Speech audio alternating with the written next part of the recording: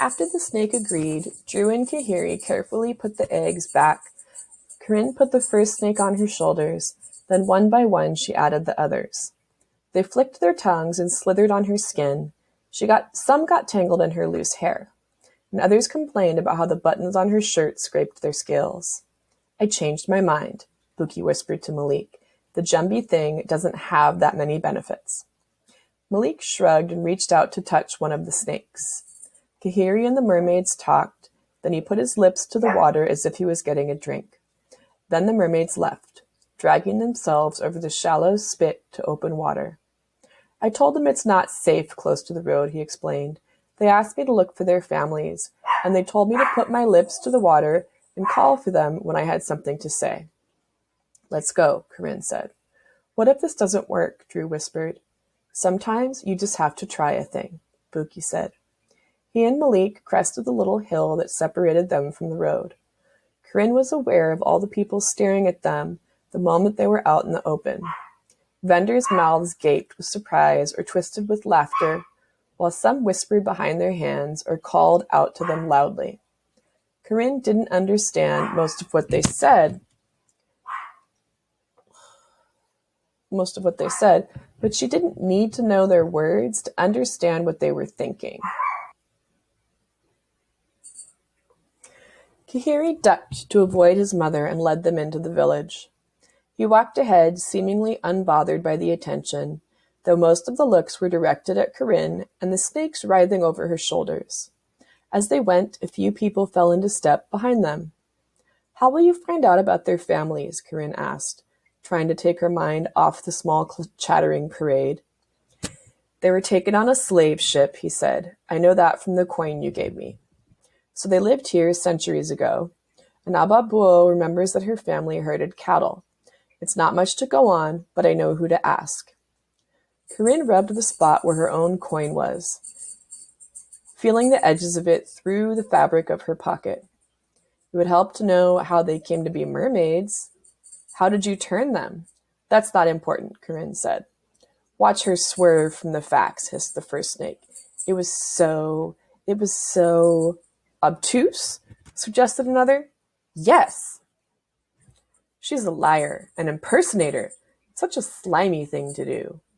Then where have you been all this time? Kahiri asked. I've been. There are other people who need my help, you know. Ha ha ha!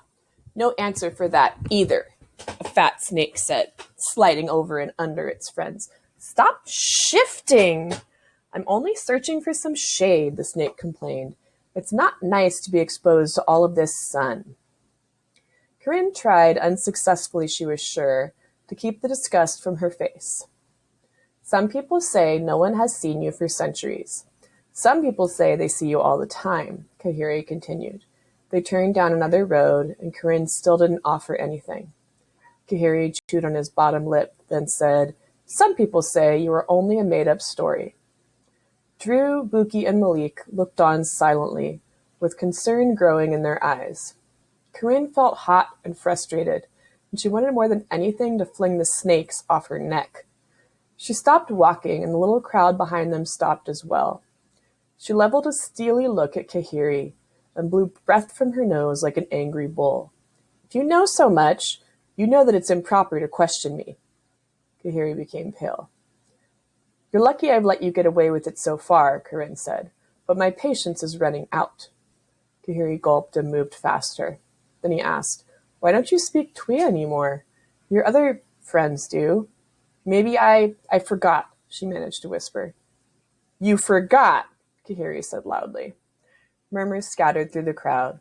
Some sucked their teeth and shook their heads. Most dropped away, but a few children still skipped along. Here reminds me of home, Drew said.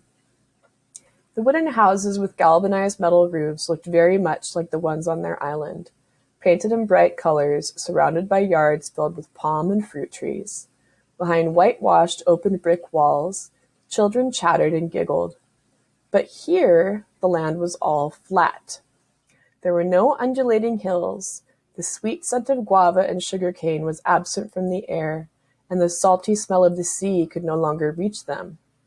I know why you did it, I think, Kahiri said to Corinne. Why you turned the girls into mermaids. He whispered the last part so only she could hear. Why? Corinne asked. You were lonely, he said. There was no one like you. You wanted a family. Corinne wondered if it was every Jumbies' habit to take family by force. But why else would Mama Delo have turned these 4 girls into mermaids, leaving others behind? Kahiri, Buki snapped. When are we getting there? Now, Kahiri said. He pointed to a large white house at the end of the road. Corinne became nervous at the thought of convincing Ma Dessely to give up the stone. The snakes slipped and slapped against her sweaty skin, making her shudder as they hissed complaints in her ears. We are sweltering. My skin is shriveled. She is killing us on purpose. She won't. She needs our help with this escapade. But still, watch for deception. She is an egg stealer after all. Kahiri opened the gate to a yard cooled by large fruit trees. He let only Corinne and her friends in, leaving the stragglers to peep through the painted wrought iron or the open brick of the white wall. The house was larger and fancier than the others they had passed. Corinne had never seen one like it. Everything was white. Its walls gleamed in the sun. There was a lower veranda covered in tile and another one above it. Corinne wondered how many people lived here. A teak tree loomed over the house at one side, and on the other there were lime and soursop. But most impressive were the masses of bougainvillea that ringed the yard. The paper-thin pale pink and white blossoms shivered in the air. A few blew off the stems, brushing whisper-soft against Corinne's skin. And even the little snakes seemed soothed by the cool calmness of Ma Dessely's yard. In Memawa, Kahiri called. A woman wearing all white, from her headscarf to the wide cotton dress that fell to her ankles, stepped out of the heavy wooden door and onto the tile veranda. She was tall and thick. Her feet slapped the ground and spread wide. Her hands went straight to her hips, making her look even wider and larger. Hello, hello, she began, and finished her greeting to Kahiri in Twi.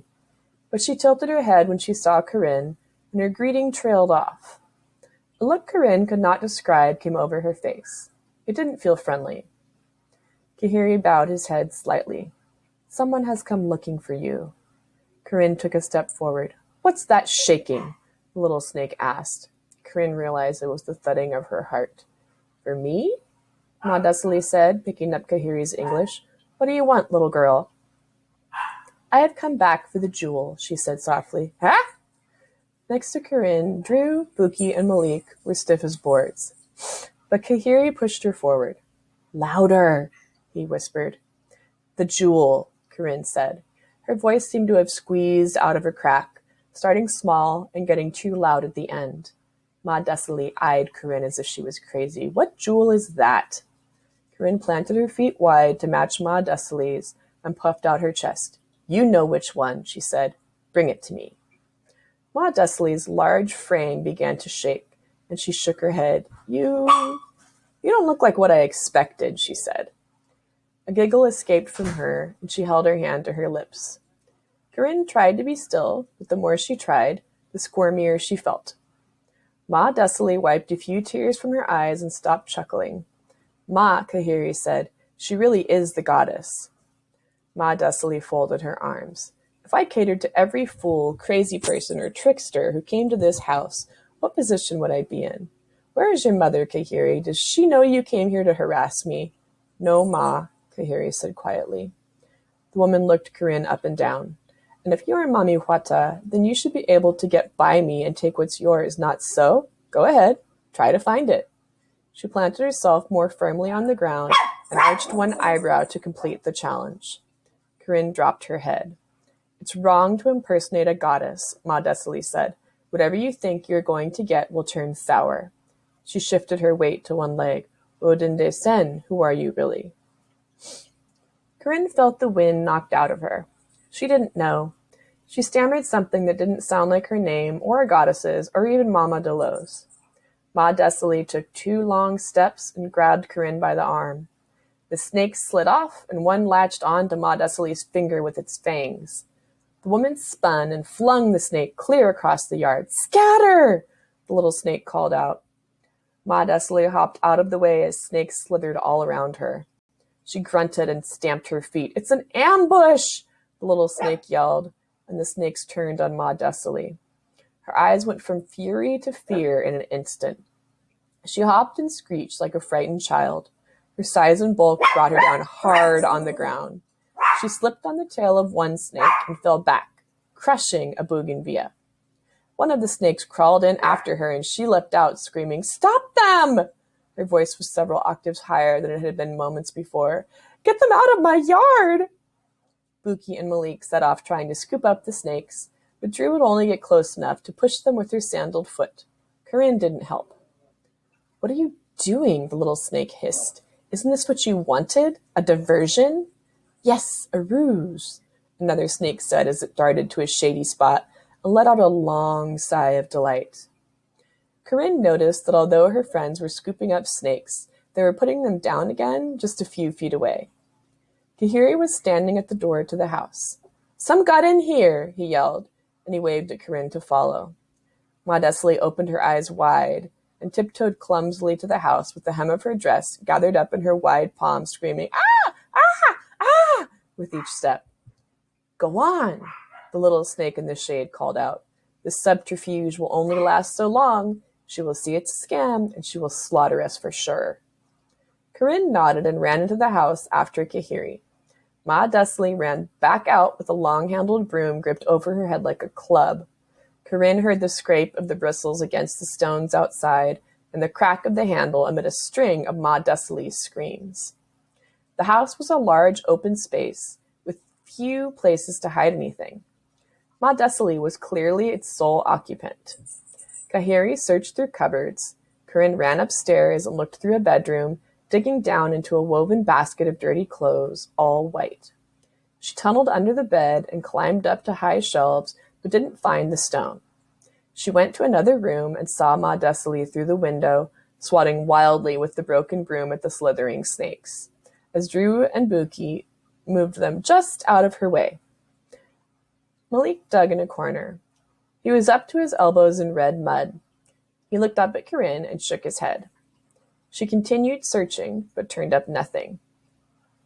Kahiri met her at the bottom of the stairs. His hands were empty. The screaming outside had dissipated. "We have to go," Kahiri said. Corinne nodded and ran out. She and Kahiri scooped up snakes as they went. "The escapade is over," the first snake called. "Retreat!"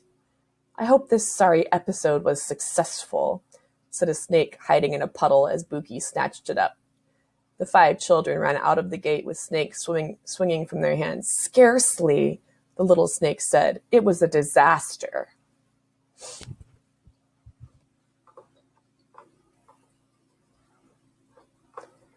I can't find my mouse button to stop the recording. There it is.